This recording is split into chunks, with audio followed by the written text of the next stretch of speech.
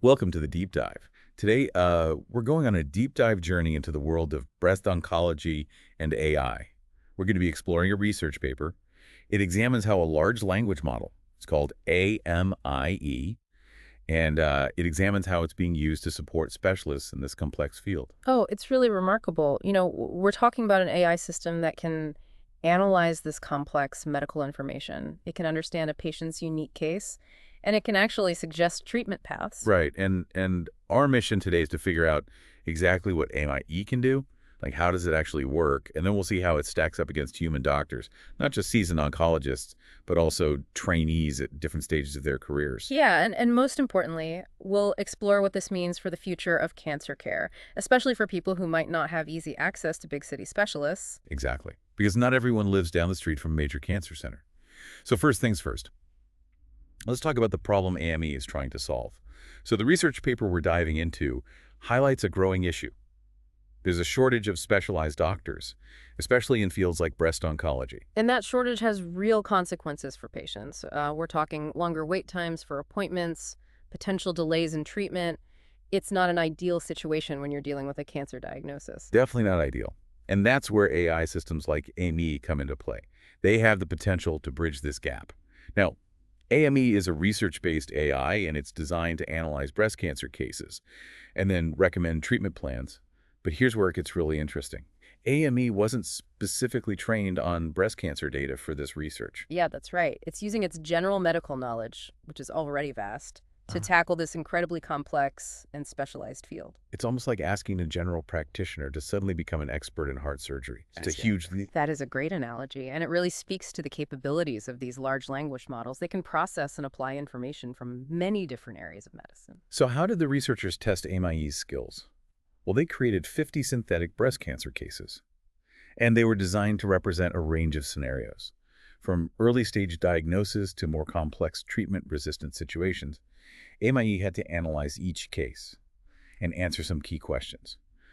Questions that oncologists grapple with every day. Questions like, is surgery necessary? What type of chemo or radiation is needed? Are there any genetic factors to consider? It's like a real-life test. Exactly. They wanted to see how AMI would approach a situation. That normally involves a whole team of specialists that evaluate a patient's case and decide on the best course of action. And to provide a benchmark, they had internal medicine trainees, early-stage oncology fellows, and experienced oncology attendings answer the same questions. So drum roll, please. How did AMI do? Well, it consistently outperformed the trainees and fellows in most categories. For example, AMI excelled at recommending neoadjuvant therapy. That's treatment given before surgery to shrink the tumor. It was also really good at recommending adjuvant chemotherapy. That's given after surgery to target any remaining cancer cells. Yeah, and here's a finding that I thought was really interesting. AMA was incredibly accurate when recommending hormone therapy for patients that hadn't received any treatment yet. It seems like AI can grasp those nuances of treatment selection, understanding when hormone therapy might be the most effective first-line approach. Right, like it's able to consider not just the cancer itself, but also the patient's individual situation. That's a level of a personalization that can be tough to achieve, even for experienced doctors. But here's the thing. While impressive, AMI wasn't quite as consistently accurate as the experienced oncologists. Yeah, that's an important point. AI still has some learning to do. It's not quite ready to replace that deep level of human expertise that comes with years of experience. Okay, let's get into some specifics. In several cases, AMI correctly identified patients who would benefit from genetic testing. Yeah, and this highlights AME's potential to contribute to personalized medicine, going beyond just treating the cancer, but also looking at the individual's genetic makeup and family history to understand their risk factors. It's like AMI is thinking several steps ahead. And another impressive feat. AMI was also very accurate when assessing cases where surgery was indicated. It was able to understand pathology reports, those detailed analyses of tissue samples, and identify signs of potential residual disease, which means figuring out if any cancer cells might be left behind after surgery. Yeah, this is something that often takes years of experience for human doctors to master. So seeing AI demonstrating this level of understanding is really quite remarkable. Okay, so we've seen that AMI is pretty capable, but let's be real. No system is perfect. While it wasn't prone to hallucinations, which in the AI world basically means making things up, AMI did struggle with certain aspects of treatment planning. Right, and this is where the complexity of oncology becomes really apparent. So what kind of struggles are we talking about? Well, For example, figuring out the optimal sequence of treatments. Should we start with chemo and then surgery, or surgery first followed by radiation? These decisions often depend on factors like the patient's overall health, potential side effects of each treatment, how aggressive the cancer is, and even logistical considerations. It's rarely a black and white decision, even for experienced oncologists. Sometimes doctors make decisions based on their years of experience and what they've observed in their patients, even if it means going slightly off script from the standard guidelines. That makes sense. There's so much to consider, and it's not always clear-cut. Exactly, and that highlights a key point. AI still needs to get better at handling the messy realities of clinical practice, the human element that goes beyond just data points and algorithms. And that human element is so important, right? It's about understanding a patient's fears, their hopes, their individual preferences. It's not just about their medical chart. Absolutely, and while AI can process vast amounts of information, it's crucial to remember that healthcare is ultimately about human connection and empathy.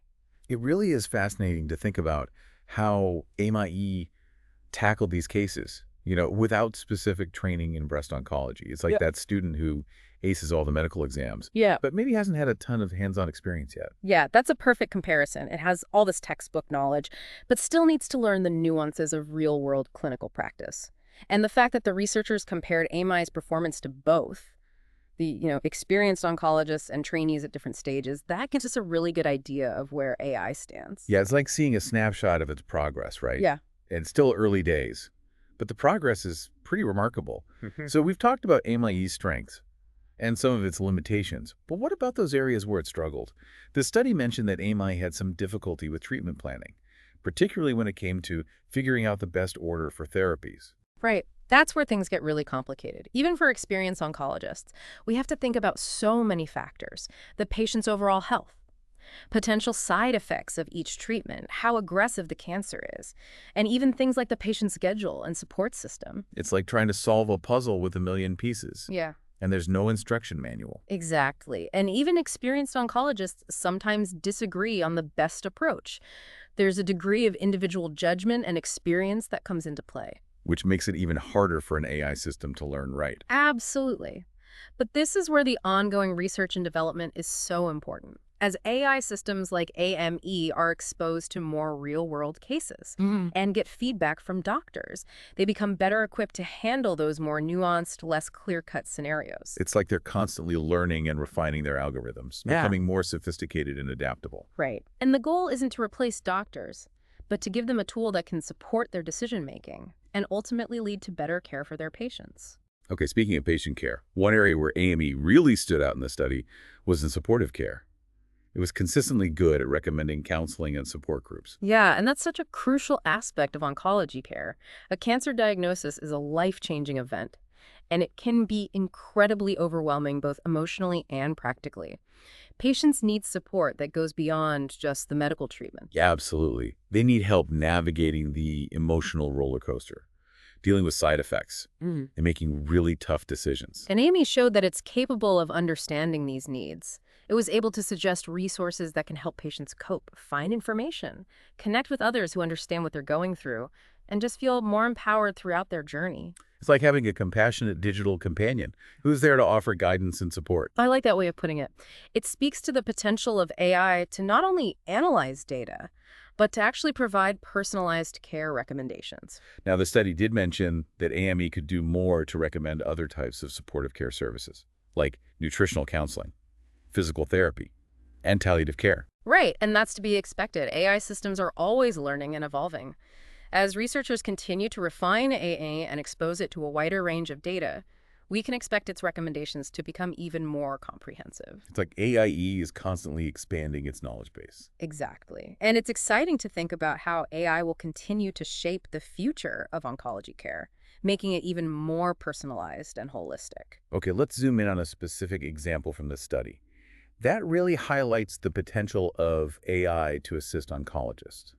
There was one case where AIE actually revised a treatment plan that was suggested by an experienced oncologist. Oh, and this wasn't just a minor tweak. AMI suggested a completely different type of therapy that the doctor hadn't even considered. Wow, so it's like AI is offering a second opinion, Yeah. helping the doctor think outside the box. Exactly. And that's a powerful example of how AI can augment human expertise. It's not about replacing doctors, Hmm. but about providing them with more information and potentially opening up new treatment possibilities that they might not have thought of on their own. Because even the most experienced oncologists can benefit from a fresh perspective. Right. And that's what AI can offer. It's like having another expert in the room contributing to the discussion. It's all about collaboration. Okay, so we've covered a lot of ground. We've seen how AI can analyze these really complex cancer cases, recommend treatment plans, to supportive care services, Yeah. and even challenge conventional thinking. But the important thing to remember here is that AI is still a tool. It's a very powerful tool, but it's up to us, the humans, to use it responsibly and ethically. It's not a magic bullet, but it definitely has the potential to revolutionize cancer care, making it more personalized, accessible, and equitable for everyone. Yeah, and as AI continues to evolve, it's important to stay informed and ask questions and make sure these advancements are being used to benefit all patients. Couldn't agree more.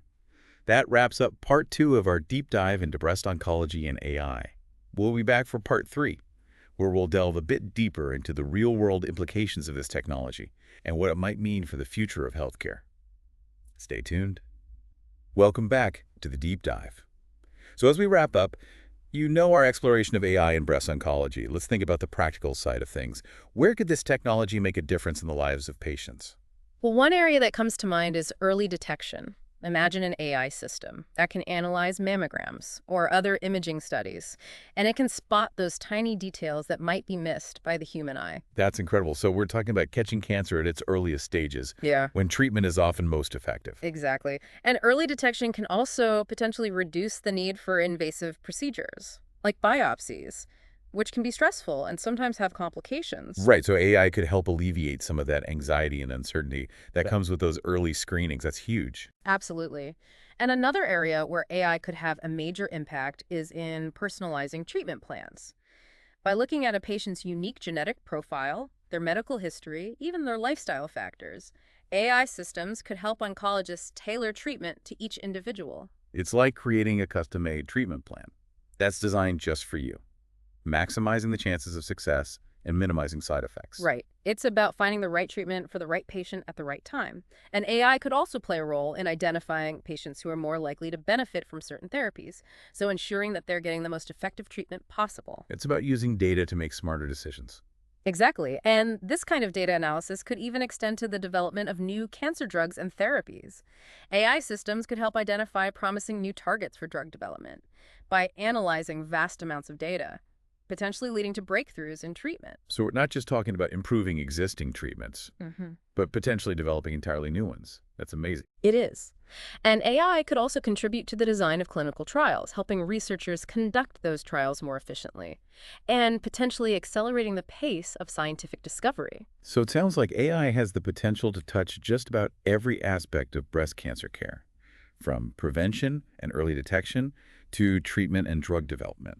It really does. And it's exciting to think about how these advancements will continue to shape the field in the years to come. But with all this talk about AI, it's important to remember that technology is just one piece of the puzzle. Of course, oncologists are still going to play a vital role in patient care. They bring that human touch, the empathy, the understanding that's so essential in healthcare. Right. AI is a powerful tool, Yeah. but it's a tool that should be used to enhance human expertise, not replace it. It's about collaboration, working together to achieve the best possible outcomes for patients. Exactly. It's about harnessing the power of technology while preserving the human connection. That lies at the heart of healthcare. That's a great point. So as we wrap up our deep dive into AI and breast oncology, I want to leave our listeners with something to think about. This technology is still evolving and has the potential to revolutionize the way we approach cancer care. But it's important to stay informed, ask questions, and engage in the conversation. The future of healthcare is being shaped right now, and it's the future where technology and human expertise can work together to make a real difference in the lives of patients. Thanks for joining us on the Deep Dive.